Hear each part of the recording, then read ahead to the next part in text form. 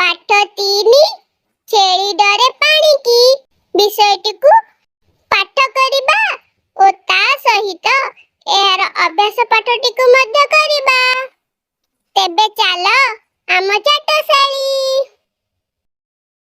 ପ୍ରଥମ ଶ୍ରେଣୀ ହସ ଖେଳ ବହିର ପ୍ରଥମ ଭାଗ, ପୃଷ୍ଠା ସଂଖ୍ୟା 11, ପାଠ 3, ବିଷୟ ନାମ ଛେଳି ଡରେ ପାଣିକି। ଛେଳି ଡରେ ପାଣିକି।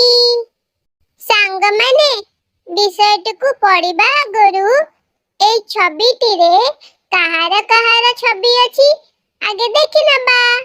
କହିଲ ଦେଖି, ତୁମେ ମାନେ କଣ କଣ ଦେଖି ପାରୁଛ এই ଛବିଟିରେ?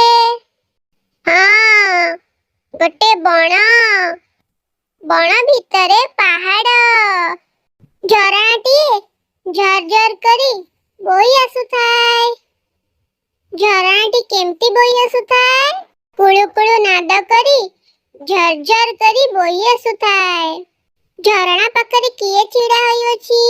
ଝରଣା ପାଖରେ ଛେଳିଟିଏ ଛିଡ଼ା ହୋଇଅଛି। ଝରଣାରେ ତୁମେ ମାନେ କଣ ଦେଖିବାକୁ ପାଉଛ? ନା ଝରଣାରେ କେତେ ଗୁଡ଼ିଏ ଛୋଟ ବଡ଼ ମାଛ ଦେଖାଯାଉଅଛି। ଛେଳିଟିଏ କଣ ଦେଖୁଅଛି? ଛେଳିଟିଏ ଝରଣା ଭିତରେ ଥିବା ମାଛମାନଙ୍କୁ ଦେଖୁଅଛି।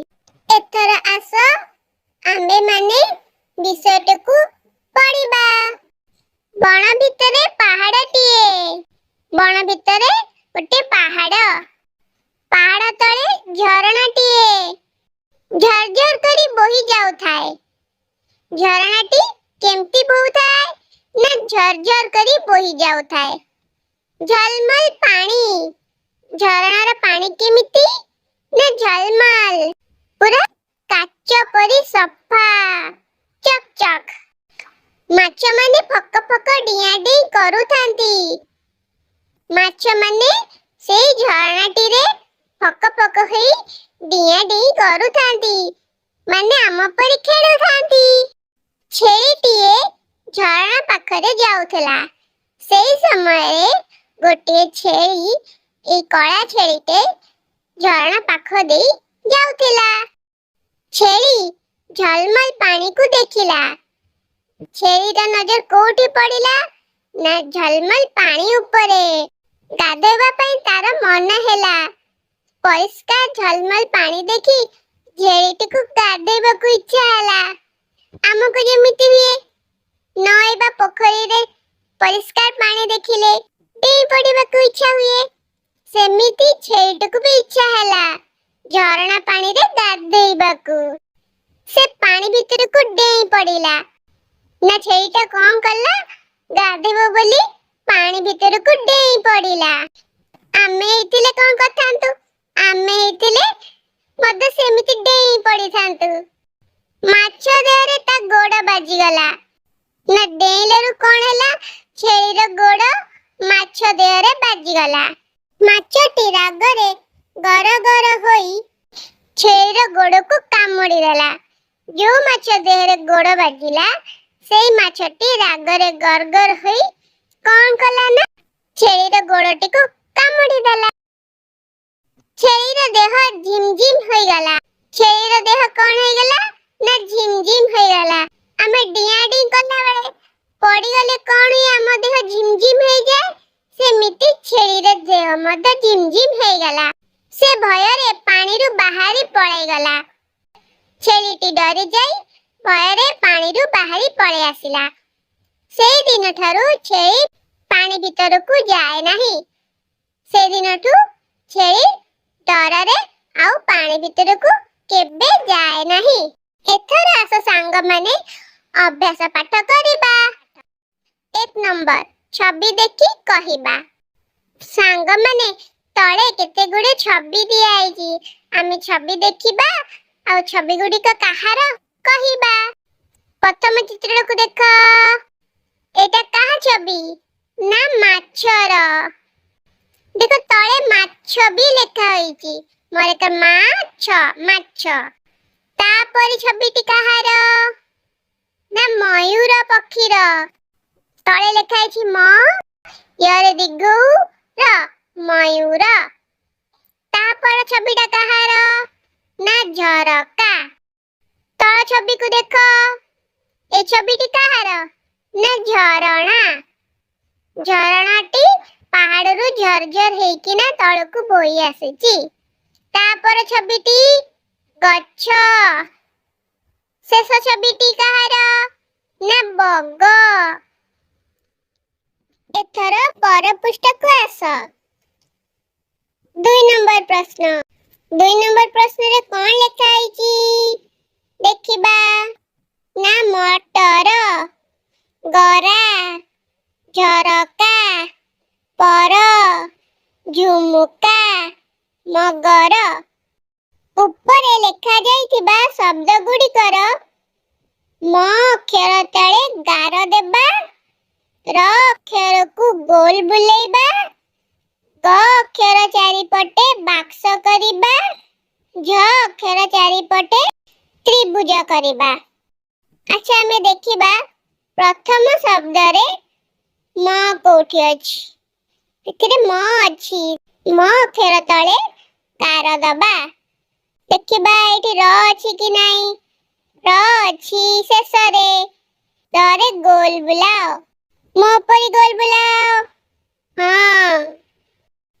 ଗ ଅକ୍ଷର ଅଛି କି ନାହିଁ ଦେଖିବା। ନା, ଏଥିରେ ଗ ନାହିଁ। ଝ ଅକ୍ଷର ଅଛି କି ନାହିଁ? ନା, ଏଥିରେ ଝ ବି ନାହିଁ। ଏଥର ଦ୍ୱିତୀୟ ଶବ୍ଦକୁ ଯିବା। ଗରା। ଗରାରେ ମ ଅଛି? ନା, ନାହିଁ। ର ଅଛି? ର ଅକ୍ଷର ଅଛି। ର ଅକ୍ଷର ଆମେ କଣ କରିବା? ନା ଗୋଲ ବୁଲେଇବା। ଗୋଲ ବୁଲାଅ। ହଁ, ବଢିଆ ହେଇଛି। ଗ ଅକ୍ଷର ଚାରିପଟେ ବାକ୍ସ କରିବା। ଏଥର ଗ ଅଛି, ଗରେ ବାକ୍ସ କର। ହଁ। ପର ଶବ୍ଦଟିରେ କଣ ଲେଖା ହେଇଛି ଦେଖିବା। ନା ଝରକା। ଝରକାରେ ମ ନାହିଁ, ର ଅଛି। ର ଚାରିପଟେ ଗୋଲ ବୁଲାଅ। ଗ ନାହିଁ, ଝ ଅଛି। ଝ ଚାରିପଟେ ତ୍ରିଭୁଜ କରିବା। ମୋ ପରି ତ୍ରିଭୁଜ କର। ସୁନ୍ଦର ସୁନ୍ଦର ବହିରେ କରିଦିଅ। ହଁ। ତାପରେ କଣ ଲେଖା ହେଇଛି? ନା ପର। ପରରେ ମ ନାହିଁ, ର ଅଛି। ର ଚାରିପଟେ କଣ କରିବା? ଗୋଲ ବୁଲେଇବା। ତା ପରବର୍ତ୍ତୀ ଶବ୍ଦଟି କଣ? ନା ଝୁମୁକା। ଝ ଚାରିପଟେ ତ୍ରିଭୁଜ କରିବା। କର ତ୍ରିଭୁଜ। ମ ଅକ୍ଷର ତଳେ ଗାର ଦବା। ଗାର ଦିଅ। ଏହାର ପରବର୍ତ୍ତୀ ଶବ୍ଦଟି କଣ? ନା ମଗର। ମ ତଳେ କଣ ଦବା? ନା ଗାର ଦବା। କ ଅକ୍ଷର ଚାରିପଟେ କଣ କରିବା? ବାକ୍ସ କରିବା। ତାପରେ ର ଅକ୍ଷରକୁ ଗୋଲ ବୁଲେଇବା। ଗୋଲ। ଏଥର ସାଙ୍ଗମାନେ 3 ନମ୍ବର ପ୍ରଶ୍ନର ଉତ୍ତର କରିବା। 3 ନମ୍ବର ପ୍ରଶ୍ନରେ କଣ ପ୍ରଶ୍ନ ପଚରା ଯାଇଛି ଦେଖିବା। ଶବ୍ଦରେ ଥିବା ଅକ୍ଷର ସହ ତଳ କୋଠରୀରେ ଥିବା ସମାନ ଅକ୍ଷରକୁ ଗାର ଟାଣି ଯୋଡ଼ିବା। କୋଠରୀରେ ବା ବାକ୍ସ ଭିତରେ 4ଟି ଅକ୍ଷର ରହିଛି। କଣ କଣ ଅକ୍ଷର ରହିଛି? ମ, ର, ଗ, ଝ। ଯେମିତି ଏଇଠି ଦିଆଯାଇଛି, ମ ସାଙ୍ଗରେ ମ କୁ ଗୋଟେ ଗାର ଟଣା ହେଇଛି। ସେମିତି ଆଉ ଶବ୍ଦ ଗୁଡ଼ିକରେ କଣ କଣ ଅଛି? ଆମେ ଗାର ଟାଣି ମିଶେଇବା। ଦେଖିବା ପ୍ରଥମରୁ। ନା, ଏଠି ମକା ଲେଖା ହେଇଛି। ମ ସହିତ ମ କୁ ଗାର ଟଣା ହେଇଛି। ତାପରେ ଅଛି କା। ବକ୍ସରେ କ ତ ନାହିଁ। ତ ଦ୍ୱିତୀୟ ଶବ୍ଦକୁ ଯିବା। ଗଛ। ଗ ସହିତ ଗ ଗାର ଟାଣ। ମୁଁ ଯେମିତି ଗାର ଟାଣିଲି ସେମିତି ଆସ୍ତେ କିନା ସୁନ୍ଦର କରି ଗାର ଟାଣି ଦିଅ। ଆଉ କଣ ଅଛି? ନା ଛ। ଏ କୋଠରୀ ଭିତରେ ତ ଛ ହିଁ ନାହିଁ। ତାହେଲେ ଆମେ ଆଗକୁ ଯିବା। ତାପରେ କଣ ଲେଖା ହେଇଛି? ନା ବଗ। କୋଠରୀରେ କଣ ଅଛି? ବ ତ ନାହିଁ, ଗ ଅଛି। ତାହେଲେ ଗ ସହିତ ଗ କୁ ଗାର ଟାଣି ଯୋଡ଼ି ଦିଅ। ତାପରେ ଶବ୍ଦ କଣ ଲେଖା ହେଇଛି? ନା ଅରଟ। କୋଠରୀରେ ଅ ନାହିଁ, ର ଅଛି। ର ସହିତ ର କୁ ଯୋଡ଼ି ଦବା। କୋଠରୀ ଯୋଡ଼ି ଦିଅ। ତାପରେ ଅଛି ଟ, କୋଠରୀରେ ଟ ନାହିଁ। ଏଥର ଆଗକୁ ଯିବା। ପରବର୍ତ୍ତୀ ଶବ୍ଦରେ କଣ ଲେଖା ହେଇଛି ନା ମାଛ। ମ ଅଛି, ମ ସହିତ ମ କୁ ଯୋଡ଼। ହଁ। ତାପରେ ଅଛି ଛ, କୋଠରୀରେ ଛ ନାହିଁ, ତାକୁ ସେମିତି ଛାଡ଼ି ଦିଅ। ଆଗକୁ ଯିବା। ପରବର୍ତ୍ତୀ ଶବ୍ଦରେ କଣ ଲେଖା ହେଇଛି ନା ଝାଡୁ। କୋଠରୀରେ ଝ ଅଛି ନା ନାହିଁ? ଅଛି। ଝ ସହିତ ଝ କୁ ଯୋଡ଼ି ଦବା। ଏଥର ଡ, କୋଠରୀରେ ଡ ନାହିଁ, ତାକୁ ସେମିତି ଛାଡ଼ି ଦବା। 3 ନମ୍ବର ପ୍ରଶ୍ନଟି ଆମର ସରିଲା। ଏଥର ପରବର୍ତ୍ତୀ ପ୍ରଶ୍ନକୁ ଯିବା। 4 ନମ୍ବର କଣ ପଚରା ଯାଇଛି ନା କରେ ତୁମ ଘର ପାଖରେ କେଉଁ ଗଛ ସବୁ ଅଛି କହିବା। ଆମ ଘର ପାଖରେ କେଉଁ କେଉଁ ଗଛ ଅଛି? ଆମ ଘର ପାଖରେ ବେଲ ଗଛ ଅଛି, ଭଣ୍ଡା ଗଛ ଅଛି, ଡାଳିମ୍ବ ଗଛ ଅଛି, ଆତ ଗଛ ଅଛି, ଆଉ ସଜନା ଗଛ ଅଛି, ନିମ୍ବ ଗଛ ଅଛି। ସେମିତି ତୁମ ଘର ପାଖରେ ଯୋଉ ଯୋଉ ଗଛ ଅଛି ତାହା ମନେ ପକେଇ ଗୁରୁମା ବା ଗୁରୁଜୀଙ୍କୁ କହିଦବ। ଏଥର ଆସ ଖ ନମ୍ବର ପ୍ରଶ୍ନକୁ ଯିବା। ଖ ନମ୍ବର ପ୍ରଶ୍ନରେ କଣ ପଚରା ଯାଇଛି ନା ବଣରେ କେଉଁ ଗଛ ସବୁ ଥାଏ କହିବା। ବଣରେ କେଉଁ ଗଛ ସବୁ ଥାଏ? ସିଜୁ ଗଛ ଥାଏ, ଶାଳ, ପିଆଶାଳ, ଝୁଣା। ଆମେମାନେ ତ ବଣକୁ ଯାଇନାହୁଁ। ଆମ ଜେଜେ ଅଜା ସେମାନେ ଯାଇଛନ୍ତି। ତୁମ ଜେଜେ ବା ଅଜାଙ୍କୁ ପଚାରିକିନା ବୁଝିଦବ। 5 ନମ୍ବର ପ୍ରଶ୍ନରେ କଣ ପଚରା ଯାଇଛି ନା ପାଠ 3 ର ପ୍ରଥମ ଛବି ଦେଖି କହିବା। ତେବେ ଚାଲ ପାଠ 3 କୁ। এই ছবি দেখি ଆମେ ପ୍ରଶ୍ନର ଉତ୍ତର ଦେବା। ସାଙ୍ଗମାନେ ଛବିଟିକୁ ଭଲ ଭାବରେ ଦେଖିନିଅ। ପ୍ରଥମ ପ୍ରଶ୍ନ, ଛେଳି କେତୋଟି? ଏଇଠି ଛେଳି କେତୋଟି ଦେଖାଯାଉଛି ନା ଗୋଟିଏ। ବଡ଼ ମାଛ କେତୋଟି? এই ଝରଣାରେ ବଡ଼ ମାଛ କେତୋଟି ଦେଖାଯାଉଅଛି? ସାଙ୍ଗମାନେ ଗଣି ଦିଅ। ତୁମମାନଙ୍କୁ ଗଣିବା ଆସୁଛି ତ? ନ ଆସିଲେ ମୁଁ ଶିଖେଇ ଦଉଛି। ନା ବଡ଼ ମାଛ ଯୋଉ ଏଗୁଡ଼ା ବଡ଼ ବଡ଼ ଦେଖାଯାଉଅଛି। ମୋ ସହିତ ଗଣ। 1 2 3 4, ଚାରୋଟି ବଡ଼ ମାଛ। ସାନ ମାଛ କେତୋଟି? ଛୋଟ ଛୋଟ ଗୁଡ଼ା ସାନ ମାଛ। ତାକୁ ଆମେ ଗଣିବା। କେତୋଟି ସାନ ମାଛ? 1 2 3 4 5, ପାଞ୍ଚଟି ସାନ ମାଛ। ତାପରେ ପ୍ରଶ୍ନରେ କଣ ପଚରା ଯାଇଛି ନା ପାଣିରେ ମୋଟ ମାଛ କେତୋଟି ଅଛନ୍ତି? ମୋଟ ମାନେ ସବୁ ମାଛ ମିଶି କେତୋଟି ମାଛ ଅଛି? ଆସ ଗଣିଦବା। 1ଟି, 2ଟି, 3ଟି, 4ଟି, 5ଟି, 6ଟି, 7ଟି, 8ଟି, 9ଟି। ନା ପାଣିରେ ମୋଟ ମାଛ 9ଟି ଅଛନ୍ତି। ଏଥର ତଳକୁ ଆସ 6 ନମ୍ବର ପ୍ରଶ୍ନକୁ। 6 ନମ୍ବର ପ୍ରଶ୍ନରେ କଣ ପଚରା ଯାଇଛି ନା ଆସ ଛବି କରିବା। 2ଟି ବଡ଼ ମାଛର ଛବି। ମୋ ପରି ତୁମମାନେ କର। ବଡ଼ ମାଛର ଛବି ଏମିତି କରିକିନା ମୁହଁ କରିଦବ। ତାର ପେଟ, ପିଠି, ଲାଞ୍ଜ, ଆଖି କରିବ। ଛୋଟ ଛୋଟ କାତି ବି କରିଦବ। ସେମିତି 3ଟି ସାନ ମାଛର ଛବି। ବଡ଼ ମାଛ ପରି 3ଟି ସାନ ମାଛର ଛବି କରିଦିଅ। ହଁ। ଏଥର ତଳକୁ ଆସ 7 ନମ୍ବର ପ୍ରଶ୍ନକୁ। ଆସ ରଙ୍ଗ କରିବା। ବଲକୁ ନାଲି ରଙ୍ଗ ଦବା। କେତୋଟି ବଲ ଗଣି କହିବା। ମୋ ପରି ନାଲି ରଙ୍ଗ ଦିଅ, ଗୋଲ ଗୋଲ। ସବୁ ବଲରେ ରଙ୍ଗ ଦେଇ ସାରିଲା ପରେ କେତୋଟି ବଲ ଅଛି ଗଣିବା। କେତୋଟି ଅଛି? 1ଟି, 2ଟି, 3ଟି, 4ଟି, 5ଟି ବଲ। ଏଥର ତଳକୁ ଆସ। ତଳେ 2ଟି ମାଛ ଅଛି। ଗୋଟିଏ ମାଛକୁ ହଳଦିଆ ରଙ୍ଗ ଦବା। ଗୋଟେ ମାଛକୁ ହଳଦିଆ ରଙ୍ଗ ଦିଅ ମୋ ପରି। ସାଙ୍ଗମାନେ ଏଥର ପର ପୃଷ୍ଠାକୁ ଯିବା। 8 ନମ୍ବର ପ୍ରଶ୍ନ। ପ୍ରତ୍ୟେକ ଗୋଲେଇ ଭିତରେ ଗୋଟିଏ ଅକ୍ଷର ଓ କେତେ ଗୁଡ଼ିଏ ଛବି ଅଛି। ଯେଉଁ ଛବିର ନାମରେ ସେଇ ଅକ୍ଷର ଅଛି ସେଇ ଛବିକୁ ଅକ୍ଷର ସହ ଗାର ଟାଣି ଯୋଡ଼ିବା। ସାଙ୍ଗମାନେ ତଳେ 4ଟି ଗୋଲେଇ ଅଛି। ପ୍ରତ୍ୟେକ ଗୋଲେଇରେ 4ଟି କରି ଛବି ଅଛି। ମଝିରେ ଗୋଟିଏ ଅକ୍ଷର ଅଛି। ଯେଉଁ ଛବି ନାମରେ ସେଇ ଅକ୍ଷରଟି ଅଛି ଅକ୍ଷର ସହିତ ଛବିକୁ ଗାର ଟାଣି ଯୋଡ଼ିବା। ପ୍ରଥମ ଛବିଟି କାହାର ଦେଖିବା? ନା ମାଛର। ମାଛରେ ମ ଅଛି ନା ନାହିଁ? ମ ଅଛି। ତ ମାଛ ସହିତ ଅକ୍ଷରଟିକୁ ଗାର ଟାଣି ଯୋଡ଼ିଦବା। ତାପର ଛବିଟି ହେଲା ଗଛର। ଗଛରେ ମ ନାହିଁ, ତାକୁ ସେମିତି ଛାଡ଼ି ଦିଅ।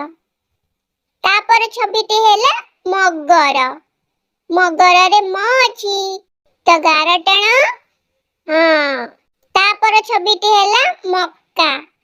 ମକାରେ ମ ଅଛି, ତ ମ ଅକ୍ଷର ସହ ଗାର ଟାଣି ଯୋଡ଼ିଦବା। ତାପର ଗୋଲେଇକୁ ଆସ। ଉପର ଛବିଟି କାହାର? ଝରଣାର। ମଝି ଗୋଲେଇରେ କୋଉ ଅକ୍ଷର ଅଛି? ଝ। ଝରଣାରେ ଝ ଅକ୍ଷର ଅଛି, ତ ଗାର ଟାଣି ଯୋଡ଼ି ଦିଅ।